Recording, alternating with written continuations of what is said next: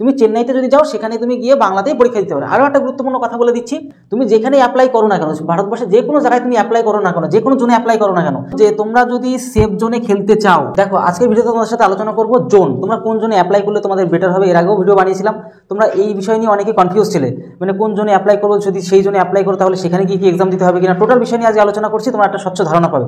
কারণ এই টাইপের তোমাদের প্রত্যেকের মধ্যে কোয়ারিজ ছিল, এখন তোমাদের মধ্যে অনেকে প্রত্যেকে কমেন্ট করো।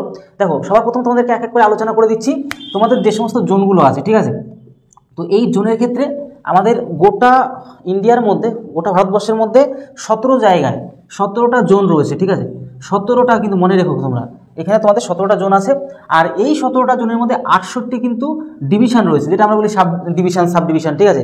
টোটাল মিলে হচ্ছে 68টা ডিভিশন রয়েছে আর 17টা জোন আছে।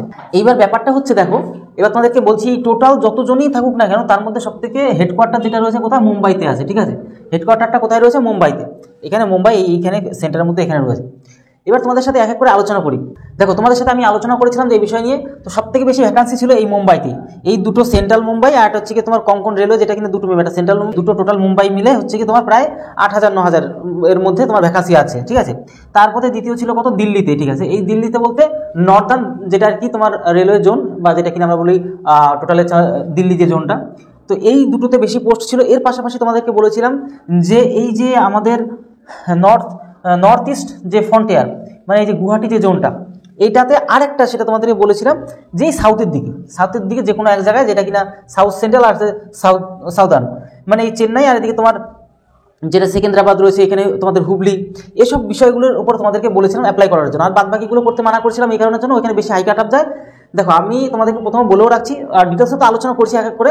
দেখো তোমাদেরকে বলেছি, তোমাদের যদি কনফিডেন্স থাকে যে না আমি সত্যি যে কোনো হাই কাট আপে আমি ক্লিয়ার করে ফেলবো বা আমি পাস করবো, তাহলে আমি বলবো তোমার কোনো চিন্তা নেওয়ার কোনো দরকার নেই। এই 17টা জনের মধ্যে যেখানে খুশি তুমি সেখানে অ্যাপ্লাই করতে পারো, ঠিক আছে। কিন্তু তোমাদের মধ্যে যাদের মনে হচ্ছে না আমি পড়াশোনায় ততটা ভালো না, আমাকে অল্প কাটানোর মধ্যে বের হতে হবে, তাহলে ভিডিওটা ভালো করে দেখো। কারণ এই টাইপের জিনিসটা তোমরা যদি না বোঝো, তাহলে কিন্তু অ্যাপ্লাই যদি ভুল জায়গায় যদি অ্যাপ্লাই করে ফেলো, তাহলে তোমার কিন্তু লস হবে। কারণ আমি বিষয়গুলো ভালো করে জেনে বুঝে তোমাদেরকে বলছি। দেখো সবথেকে আমি যদি এই আমাদের পশ্চিমবঙ্গের ভাই বোনদের কথা বলি, ঠিক আছে, শুধু আমাদের পশ্চিমবঙ্গের ভাই বোনদের কথা বলি, তাহলে তো যেহেতু আমি মানে বাংলাতে যেহেতু ভিডিও বানাচ্ছি, তাহলে আমাদের এখানকার লোকজন বা ত্রিপুরার ভাই বোনটা তোমরা দেখবে। এবার ব্যাপারটা হচ্ছে কি, যে এখানে তুমি যেহেতু ওয়েস্ট বেঙ্গলের বাসিন্দা, তোমার দুটো অপশন আছে।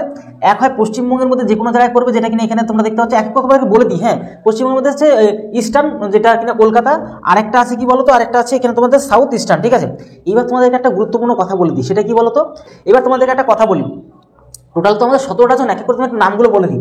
একদম ওপরে 1 নম্বর জোন হচ্ছে গিয়ে নর্দার্ন যেটা কিনা জোন, যেটা কিনা দিল্লির মধ্যে পড়ছে, ঠিক আছে, নর্দার্ন। এবার হচ্ছে 2 নম্বর পয়েন্টে যদি চলে যাই, এখানে দেখো 2 নম্বর পয়েন্ট, ঠিক আছে। 2 নম্বর হচ্ছে তোমার যে নর্থ ইস্টার্ন, মানে এই যে সেটা বিহারের মধ্যে পড়ছে, নর্থ ইস্টার্ন এটা। এবার আমরা চলে যাবো 3 দাগেরটা, 3 নম্বর জোনে, সেটা তোমরা একটু দেখে নাও, কারণ এগুলো পরীক্ষা ডাইরেক্ট অনেক সময় চলে আসে, কোথায় কোনখানে পোস্টটা রয়েছে, মানে বলছি কোথায় কোন জোন রয়েছে, 17টা জোন আছে, এটা কিন্তু অফিসিয়ালি, ঠিক আছে। তোমরা গুগলে সার্চ করলে কখনো কোথাও দেখবে 18টা, কোনো কোথাও 19টা দেখবে, কিন্তু অফিসিয়ালি কিন্তু 17টা জনই রয়েছে এখনো বর্তমানে। আর 68টা কিন্তু ডিভিশন রয়েছে, আর হেডকোয়ার্টারটা কিন্তু মুম্বাই, তোমাদের তো বললাম। এবার এক এক করে বিষয়টা কেন বলছি, এই বিষয়গুলো কিন্তু ডাইরেক্ট কিন্তু তোমাদের পরীক্ষাতে চলে আসে, পরীক্ষাতেও আসে, প্লাস তোমরা জেনে নিতে পারছো বিষয়টা অ্যাকচুয়ালি কী। তাহলে 3য় নম্বর যেটা আমাদের জোন, সেটা হচ্ছে কি বলতো, নর্দার্ন ফ্রন্টিয়ার, এই নর্থ ইস্ট ফ্রন্টিয়ার, এটা মানে নর্থ ইস্ট নর্থের দিকে, মানে উত্তর আর ইস্টের দিকে তো পূর্ব দিকে আছে, তার ফ্রন্টিয়ারের মধ্যে এটা টোটালটাই, এই জায়গাটা পুরোটা 7 সিস্টার বলি না আমরা, 7টা রাজ্য, সেই ক্ষেত্রে আমাদের টোটালটা কিন্তু একটা আমাদের কিন্তু এখানে জোন, ঠিক আছে। 3য় নম্বর পর আমরা চতুর্থ যেটা জোন, সেটা আমরা চলে যাবো। 4র্থ জোন কোথায় আছে, এই যে 4 নম্বর জোন, এটা মানে আমাদের যে কলকাতা, ঠিক আছে, ইস্টার্ন যেটা কলকাতা। 5 নম্বর জোন কোনটা, এটা 5 নম্বর জোন, মানে এই যে আমাদের এইটা হচ্ছে সাউথ ইস্টার্ন, ঠিক আছে, সাউথ ইস্টার্ন আমাদের এখানে রয়েছে। 5-এর পরে 6 আমাদের চলে যাবো এখান থেকে। 6 বলতে আমাদের কোথায় রয়েছে, 6 বলতে আমাদের এই যে 6 নম্বরে আমাদের কি রয়েছে, 6 নম্বরে একদম এই যে আমাদের যে সেকেন্দ্রাবাদ সাউথ সেন্ট্রাল, এটা সাউথ সেন্ট্রাল আমাদের এখানে রয়েছে। এর 6 পর 7 দাগেরটা তোমরা যদি খেয়াল করো, সাউদার্ন চেন্নাই যে জায়গাটা, সাউদার্ন 7 নম্বর। 8 নম্বর পজিশনটা তোমরা যদি খেয়াল করো, সেন্ট্রাল মুম্বাই, এটা কিন্তু, ঠিক আছে, এটা সেন্ট্রাল মুম্বাই 8 নম্বর। আর 9 নম্বরটা তোমরা যদি খেয়াল করো, ওয়েস্টার্ন মানে যেটা কিনা আমাদের গুজরাটের মধ্যে পড়ছে, ঠিক আছে।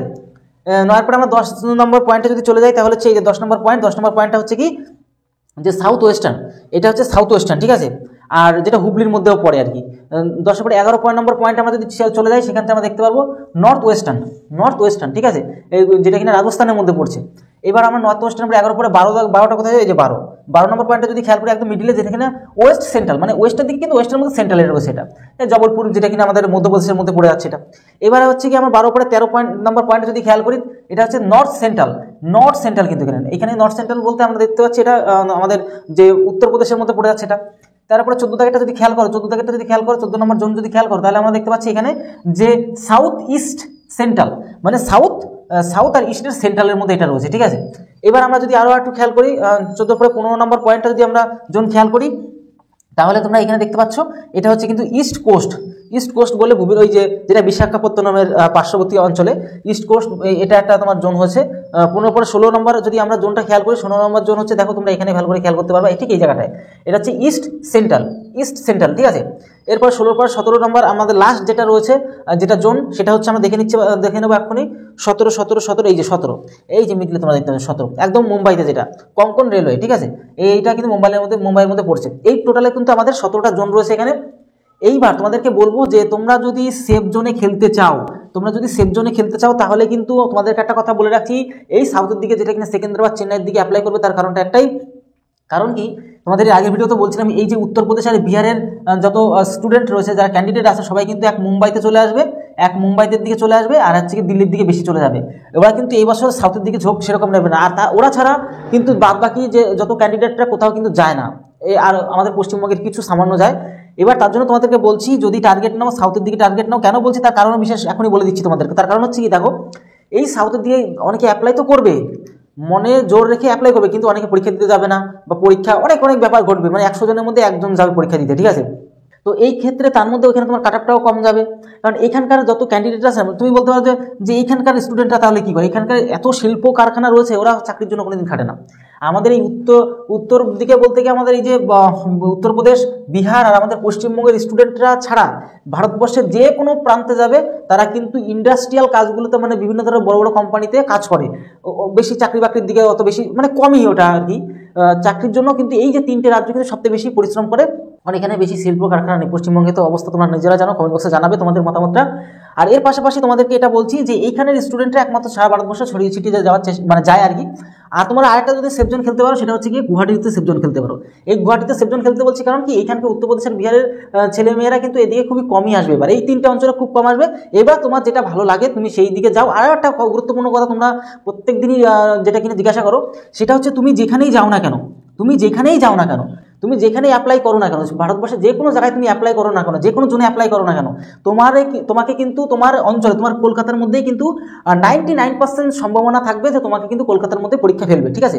আর তুমি সেটা বাংলাতেই পরীক্ষা দিতে পারবে।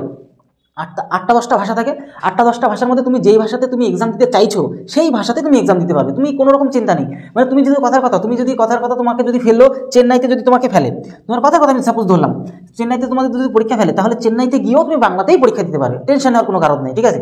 তুমি চেন্নাইতে যদি যাও, সেখানে তুমি গিয়ে বাংলাতেই পরীক্ষা দিতে পারবে। আরও একটা গুরুত্বপূর্ণ কথা বলে দিচ্ছি, একটা ভাই আমাকে বলছিল পিডাব্লিউডি মানে ফিজিক্যালি উইক যারা, ফিজিক্যালি দুর্বল যারা, সেই ভাইটা তোমরা জানো কি, মানে দেখছো কিনা ভিডিওটা আমি জানি না, যদি দেখো তাহলে অবশ্যই কমেন্ট বক্সে কমেন্ট করবে।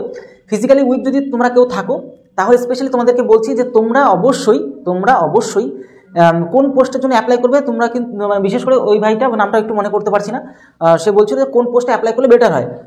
সবসময় চেষ্টা করবে যেখানে ওয়ার্কশপের যে সমস্ত কাজগুলো আছে, যেগুলো অফিসিয়াল কাজগুলো, সেখানে দেখবে তোমাদেরকে আমি ভিডিও বানিয়েও দিয়েছিলাম, সেই ভিডিও দেখবে ওয়ার্কশপের বিভিন্ন ধরনের কাজ বলেছে, পয়েন্টমেন্টের কাজ কথা বলেছিলাম। এই সমস্ত কাজের জন্য তোমরা অ্যাপ্লাই করবে, তোমাদের কোনো রকম সমস্যা হবে না, সেখানেই তোমাদেরকে অ্যাকচুয়ালি দেওয়া হয়, ঠিক আছে, মানে ওয়ার্কশপের কাজগুলোতে দেওয়া হয়। তাহলে বুঝে নিতে পারলে যেগুলি টেকনিক্যাল কাজ, ঠিক আছে। আর গ্রুপ ডি কাজ তো এমনি ফিজিক্যালি কাজ, মানে শরীরের পরিশ্রমিক কাজ, কিন্তু তার মধ্যেও কিছু অফিসিয়াল কাজগুলো থাকে, সেগুলি পিডব্লিউ ক্যান্ডিডেটদের কিন্তু দেওয়া হয়, ঠিক আছে। তো এই বিষয়গুলো তোমাদের যেগুলো গুরুত্বপূর্ণ, সেই কথাগুলো বলেও দিলাম তোমাদেরকে, আর যেগুলো ডাউট ছিল। আর ওবিসি কেসটার কথা তো তোমাদেরকে একটু আগেও সেই ভিডিওর মধ্যে বলে দিয়েছি। ওবিসি যে তোমার এনসিএল যে সার্টিফিকেটটা কার কার হবে, কি কার কার হবে না, এই বিষয়টা নিয়ে তোমাদের আলোচনা করেছি। ভিডিওটা ভালো করে দেখেও নাও, বন্ধুদের কাছেও শেয়ার করে দাও। আর তোমাদেরকে একটা কথা বলবো, এমন ধরনের হেল্পফুল ভিডিও কন্টিনিউ পেতে অবশ্যই আমাদের চ্যানেলকে সাবস্ক্রাইব করে বেল আইকনটি প্রেস করে রাখো। আর পরবর্তীকালে তোমরা তো পাচ্ছই, যেরকম অঙ্কের ভিডিও, রিজনিংয়ের ভিডিও সব কিছু কমপ্লিট করানো আছে। তারপরে কমিউনিটি পোস্টে বিভিন্ন ধরনের হেল্পফুল যে সমস্ত তোমাদের জিকের প্রশ্নগুলো, সেগুলো তোমাদেরকে প্রোভাইডও করি। আর একটা কথা তোমাদেরকে বলে রাখছি, যে যে তোমাদের এখনো যদি মনে হয় কোনো রকম কোয়ারিজ থেকে থাকে, কোনো রকম প্রশ্ন তোমাদের মধ্যে বা কোনো রকম ডাউট তোমাদের মনের মধ্যে যদি সৃষ্টি হয় বা তৈরি হয়, সাথে সাথে তোমাদের কমেন্ট বক্স ওপেন থাকছে, সেখানে কমেন্ট করে ফেলো। আমি দেখবো যদি সত্যি সেটা যদি মানে বলার মতন হয়, তাহলে অবশ্যই তোমাদেরকে কিন্তু একটা স্পেশাল ভিডিওর মাধ্যমে তোমাদেরকে বলে দেবো। আর পরবর্তীতে তোমাদের যে কমেন্ট, তোমাদের যে প্রশ্ন আর আমার যে উত্তর, আমি সঠিক প্রশ্নগুলি তোমাদের মানে যে সমস্ত প্রশ্নগুলি তোমরা করো সেগুলোকে আমি সঠিকভাবে জেনে বুঝে যেটা কিনা আমি এমনি কিন্তু বলে দিই না, কিন্তু অফিসিয়াল যে আমাদের রেলওয়ে যে বিভিন্ন ধরনের অফিসার রয়েছে, তাদের অফিসার বলো যারা কর্মরত, তাদের কাছে আমি যোগাযোগ করে তারপর বিষয়টা ভালো করে যাচাই করে তোমাদেরকে কিন্তু জিনিসগুলোকে শেয়ার করি বা বলি। ঠিক আছে, এমনি কখনোই বলতে চাই না। তো বিষয়টা আশা করি বুঝতে পারছো, একদম সঠিক তথ্য তোমরা এখান থেকে পাচ্ছ, কোনো রকম চিন্তা নেওয়ার কোনো কারণ নেই। তাহলে ভিডিওটি আজকে হলো, তত সময় ভালো থেকো, সুস্থ থেকো, জয় হিন্দ, জয় ভারত।